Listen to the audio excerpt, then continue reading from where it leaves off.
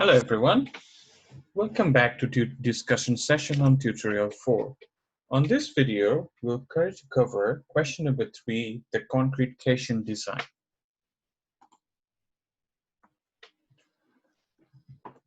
The concrete caisson design on the question, a proposed dock structure is shown in figure 3, is to be built by sinking concrete caissons using a pumped sand fill. Material properties have been estimated as the clean sand fill that has a friction angle variation of 35 degree plus minus 2 degrees. We have the gamma T above water table and gamma T 19.81, 19.8 kilonewton per meter cube below water table. The variation for the friction angle for silty sand and gravel is given 37 plus minus 2 degrees. We have the wall friction with fill, delta fill is equals to 18 degrees.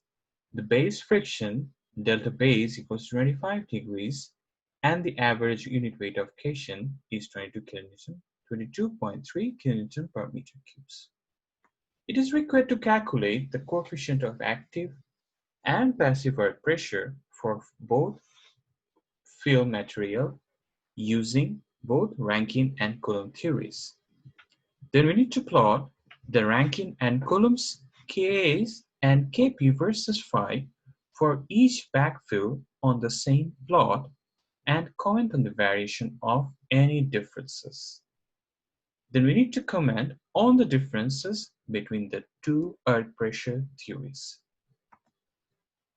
On the second part of this question, using an average phi prime of 34 degrees, delta equals to 18 degrees for both clean sand fill and gravel fill, we need to find the required width of the wall to satisfy number 1, factor of safety of 1.5 against overturning. Number 2, no tension on the base, that is force resultant must lie within the middle third. Number 3, factor of safety 2.0 against sliding on base.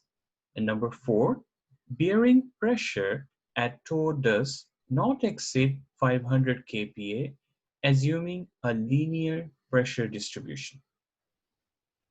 It is to be noted that we need to present all requirements in an informative, orderly, and logical manner. In a short summary, at last, you need to state your recommended design parameters and methods and advisable width for the caisson.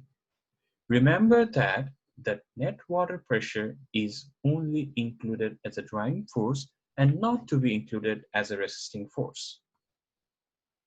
So this is the figure of the caisson that has been given to us. This is the caisson. This is along the water body side, where we have the low tide and the high tide water level. And this is on the land side, where we have a 110 kPa surcharge with a clean sand fill underlaying a silty sand and gravel fill. Now, let's discuss the solution technique. Firstly, we need to calculate using the Rankine's active earth pressure coefficient, Ka sand, for the phi prime sand given to us. Then we can use the passive earth pressure coefficient to calculate the passive earth pressure coefficient, Kp sand. This is the variation of the phi prime sand and phi prime silty sand. Next, we can calculate using the Coulomb's formula for alpha equals to 90 degrees and I equals to 0 degrees using this Ka sand formula. Also, we can calculate Kp sand. Then we can follow the similar approach for calculating the silty sand for both active and passive earth pressure using Rankine's and Coulomb's method. Then we can easily draw a plot for the variation of the Kp for different two types of soil, sand and silty sand for the different methods on the same plot. Next, let us just discuss how we can calculate the pressures at the back of the wall. So here the wall is basically a part of the caisson. This is the groundwater level. The weight of the wall, the weight of the caisson can be indicated as W.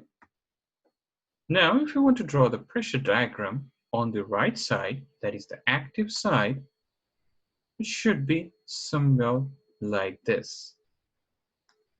Now let's try to determine these values here.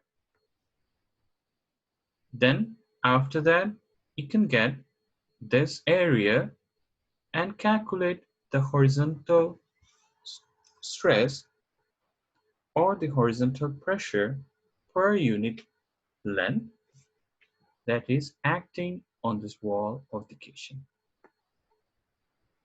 We can also calculate the amount of water pressure that is acting at this wall of the caisson. And also, because of this weight of the soil, we can calculate the amount of buoyant or the water pressure at the base of the caisson. Now, if we take out the rest of the figure and leave only the pressure diagram, we can calculate the variation of the vertical effective stress over the depth. And using this active pressure KAH and KAV coefficient, we can calculate the sigma AH and also the sigma AV for the vertical and the horizontal direction. Now, you can see for this wall along this and the soil along the side, we can mark the shear along this section as V. We have two height of the water levels on the left side, that is H1 for the low tide and H2 for the high tide. That will govern the total upward water pressure that has been developing at the base of the caisson. Note, water pressure in horizontal apnea slide is neglected. Then the pore water pressure at the bottom and inside the backfill can easily be calculated using these two formulas. Now for this caisson, we can indicate the height of the caisson as capital H, the wall width as B. This is the dimension that we want to determine. So if we determine the horizontal pressures acting at the back of the wall, and we can determine the water pressure because of this water table, and we can determine W as B, H, gamma the concrete, and number 4, the PWB1 and PWB2 easily, because from the previous height we can easily know U1 and U2.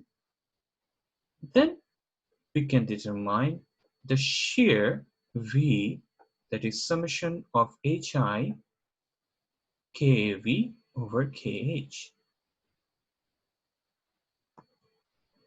Now using this, we can determine the factor of safety overturning. We can solve for the moment about point O, and then we can determine the distributing moment.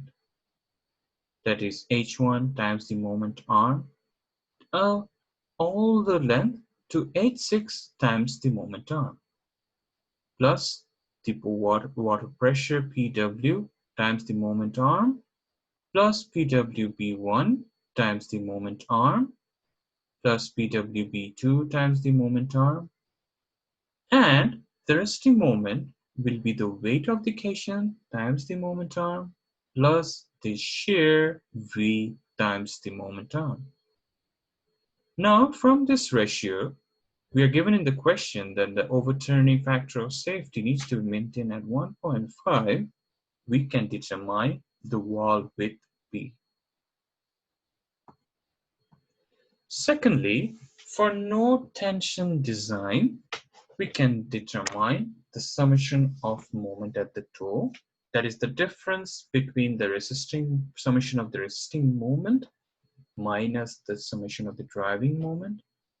We can use that to determine the E toe, E subscript toe, that is the summation of M toe over the vertical forces N.